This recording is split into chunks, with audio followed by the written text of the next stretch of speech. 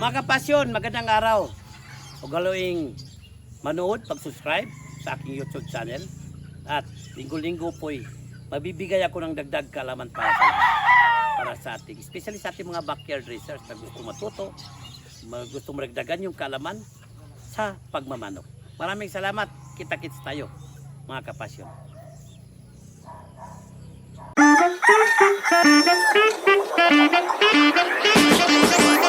Magandang araw ulit mga kapasyon. Isa na naman segment ng ating IFM, Inilog Farm Management.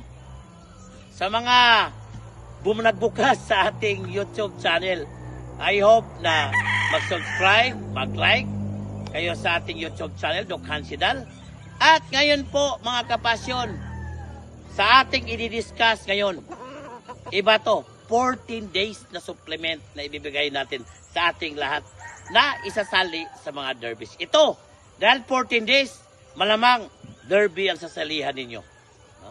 Pero yung iba dyan, na talagang i-prepare nila yung mga manok nila, na kahit pang-hagfight lang, dapat tamang-tama yung pag-prepare ng ihanda nila para sa mga 3 wins or 2 hits. Ito mga kapasyon, napakalaking tulong tong mga supplement na to na ibibigay natin sa ating mga kapasyon, no? So,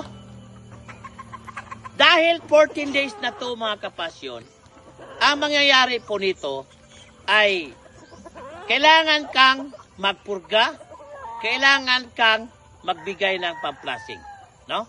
Dahil ito'y 14 days, saklaw na po ito sa plasing sa kapurga natin sa ating mga ilalaban na mga manok. Especially, within 14 days, kailangan po natin na in Monday alone, dahil usually sa atin, every Sunday, lagi tayong nag-i-spar ng ating mga manok. No?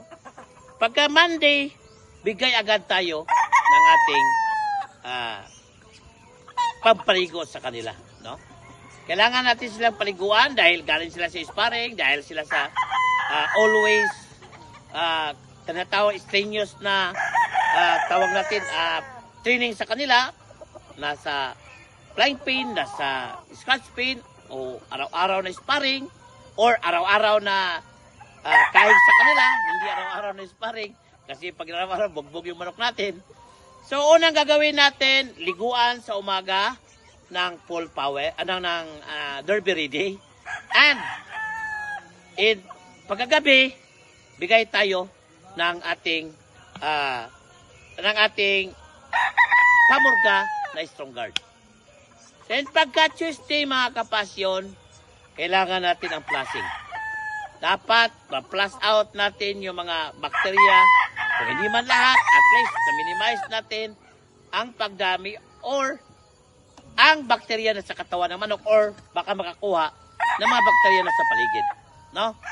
So, pagka Tuesday, bigay tayo ng Betacin Gold Capsule or Romoxtil, pagawin nating pang-flushing sa kanya.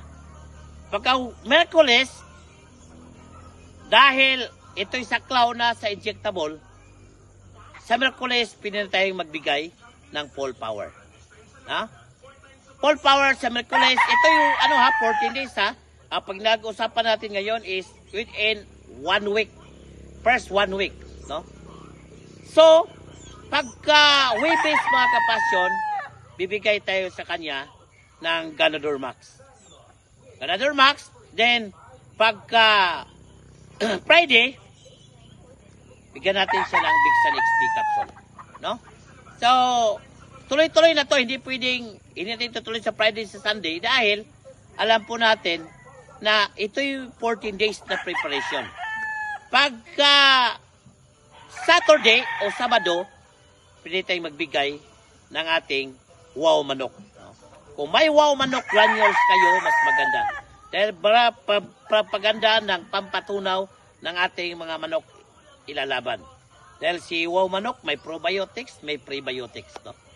Then, pagka Sunday, sparring tayo at kung pwede, magbigay tayo ng pure B12, yung Ruan B12. No?